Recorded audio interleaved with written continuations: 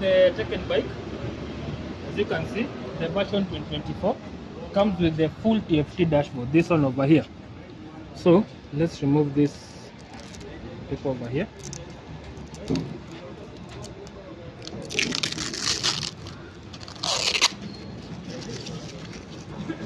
So this is the full TFT dashboard.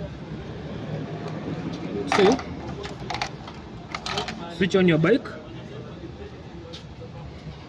The advantage of this TFT dashboard and the previous model had a small viewing area.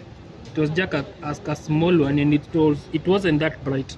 But for this dashboard, it's very bright and it's big, so you can easily see your mileage, your kilometers, your speed, your rev per minute, fuel time, everything you need to know. This dashboard doesn't have any button. What you'll use is your fingerprint. So when you touch, you can see the line blinking. So you'll come and long press over here till you see the ADJ, which means adjust, that one over there. You long press, so this is the time blinking. You long press again, comes to the hours. Now it's at sangapi sai?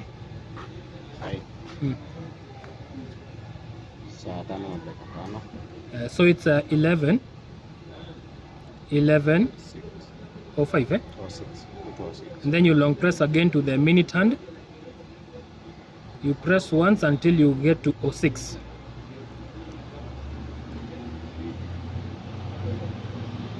And then you long press again, comes to the trip over here, the mileage. So it will change to the odometer. If you click again, it will change to the trip. If you want to resend your trip, you long press over here and it will come back to 00. If you press again once, it will come to the clock.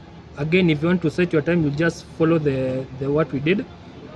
So if you stay without long pressing or pressing the button, the ADJ will disappear. So if you want to change back to odometer because it's on trip, you long press again. You press once. Comes to the odometer over here. So let me record. So so it will come back to the odometer. So that's the dashboard. If this is your first bike, if it's a new bike, you will need to break in the engine properly. So with the engine breaking in, don't overspeed. Just maintain like 80-90 kilometers per hour until the first service, which is after 1000 kilometers.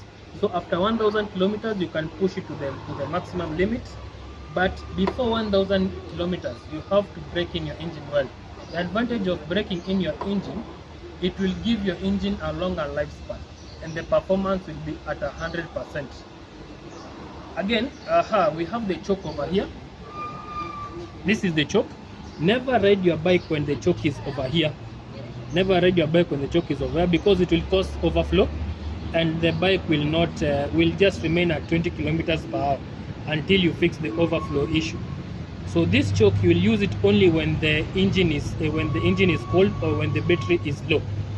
If you pull that on, you will switch on the bike, give it a little rev for like 5 seconds, and then you pull it slowly back while you are revving it.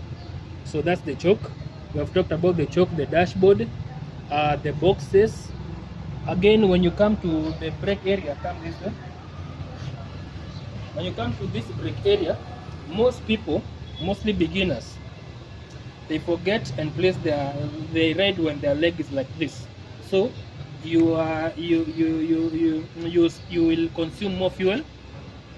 The brake pad will be worn out, and again the engine will be, it's like you're carrying 3 people when you're riding when your brake is like this. So just try to avoid this. Put your leg over here and all will be good. The version 2024 comes with this area over here. So this is the oil change area, easily accessible. This is the oil change area, so you can easily change your oil. This is the stick, so the oil is okay. Then you just do that again. The engine is big, has a horsepower of 25. The previous model had 19, so it's a performing bike. So what else have we not talked about? To extend your crash guard, you can do it. There's this some crash guard that extend to this area over here, so it's really useful. In case you fall down, you will protect this area in case of replacing it all the time. If you have an extended crash guard, which I'll show you in a moment, it will be really helpful to you when you want to maintain this part over here. Comes the inverted shocks, the lower crash guard, the engine guard. So it's a good off-road bike, and the advantage of this rim will never break. It's a metallic rim, it will never break, though it has tube in it. The tubeless is an alloy rim, it might break though it's tubeless. So it depends on where you want to use your bike. If let's say you are an off-road person 100%, it's advisable you take this bike with this rim. Let's say you are doing commuting town areas, rough road kidogo, off-road kidogo, you can do any, this one or the alloy rim. Yeah.